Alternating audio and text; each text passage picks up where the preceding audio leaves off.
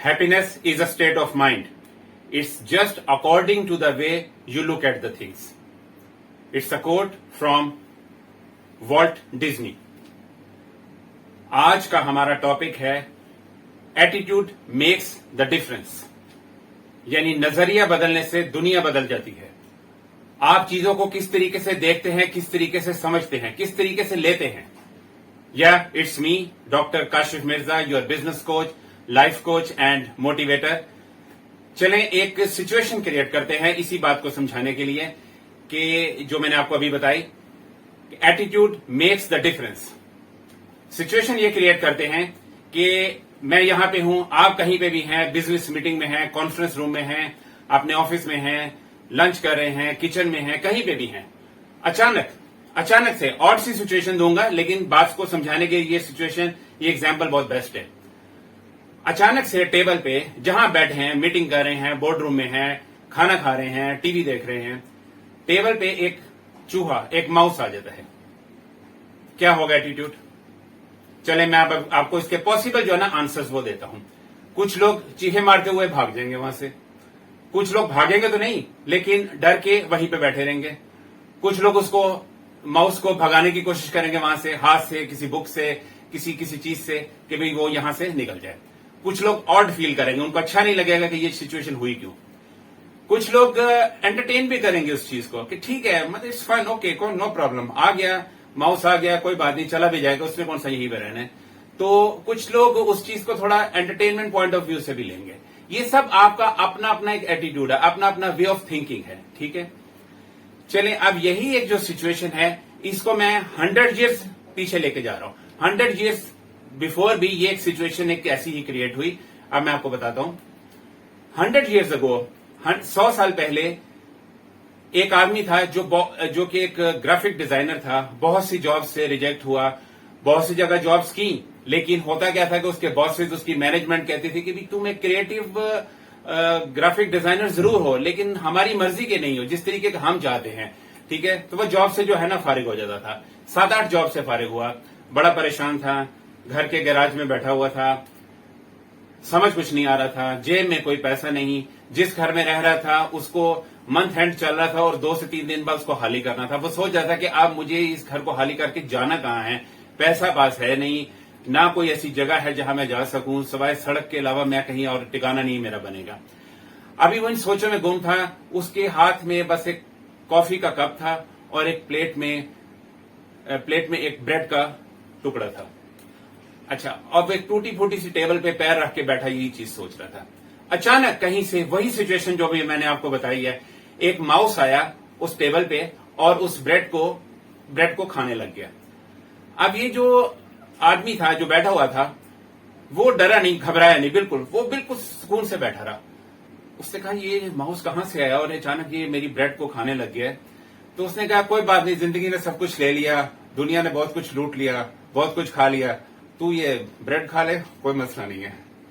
अभी उसने देखा कि माउस को वो अब बगौर देख रहा था, गौर से देखता जा रहा था। उसने देखा कि जो माउस है वो ब्रेड खाता है, फिर भाग जाता है, फिर आता है, फिर खाता है, फिर भागता है, फिर इधर उधर देखता है कि मुझे कोई देख तो नहीं रहा। अब इत्तेफाक से उसकी नजर उस आदमी पर नहीं पड़ी होती, या तो वो भी इतने सुकून से बैठा तो उसने कोई रिस्पॉन्ड नहीं किया, उसने उसको नोटिस नहीं किया माउस ने। अब माउस ने वो जो कॉफी का कप टेबल पे था उसमें से भी मुंह मार के एक आधा सिप भी ले लिया साथ में उसने, और ब्रेड को खाता रहा, भागता था, खाता। अब ये चीज उस आदमी को बहुत एंटरटेन करती गई, वो उसको एंजॉय करने लगा, उसको मजा आने लगा।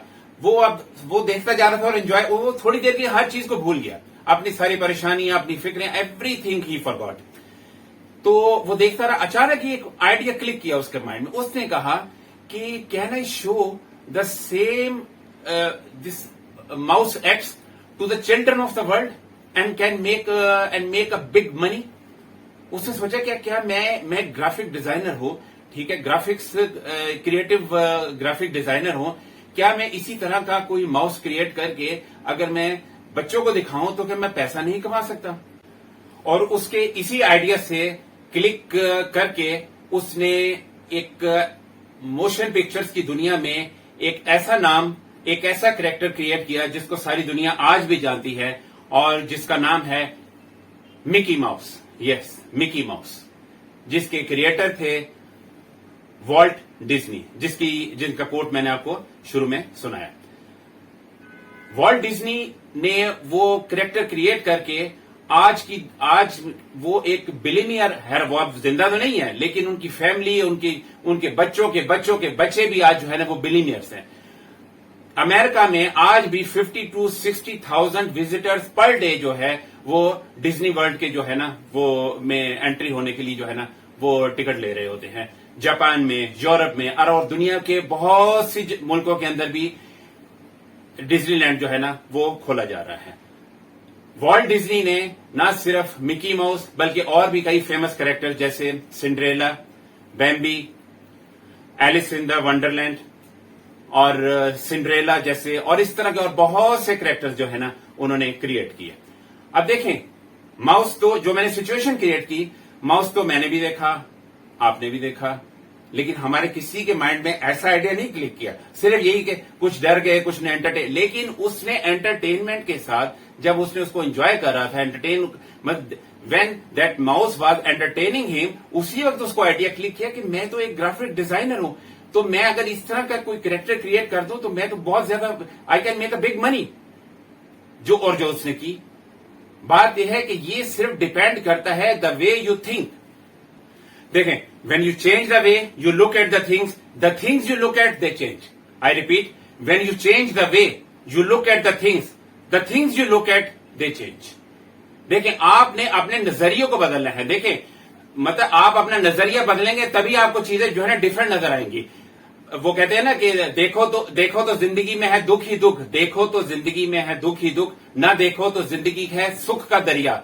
देखो मेरे यारों, जिंदगी और कुछ नहीं है, सिर्फ है देखने का नजरिया, सिर्फ देखने का नजरिया। देखें, डॉक्टर के पास जाएंगे ना, नजर का इलाज करेगा, नजरिए का नहीं कहेगा। नजरिए का इलाज आपको खुद ही करना है।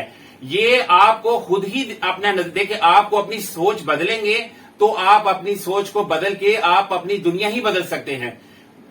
जी, प्रॉब्लम ये आता है, देखिए प्रॉब्लम ये है कि हम चीजों को वैसे ही देखते हैं जैसे वो हमें नजर आती हैं। वॉल्ट डिज्नी अगर उसको वैसे ही देखता, उसको वैसे ही देखता तो वो तो फिर वही था जो उसने देखा। शायद वो डर जाता, शायद वो कुछ भी ना बोलता और वो अपना चुप करके घर खाली करके और वहां से चला जाता, तो आज कोई भी उसको ना जानता होगा। लेकिन उसने अपनी सोच को बदला उसी टाइम के ऊपर कि भाई मैं ऐसे भी तो कर सकता हूं ना। दैट इज कॉल्ड समटाइम्स ऐसे out of the box thinking. हम सब लोग भी ऐसे सोच सकते हैं। कई दफा ऐसे होता है कि सिचुएशंस को हम वैसे ही देखते हैं जैसे वो नजर आती है। हर बार वैसे ही देखते हैं, वो हमेशा ही वैसे नजर आती, जब तक उसको एक डिफरेंट नजरिए से।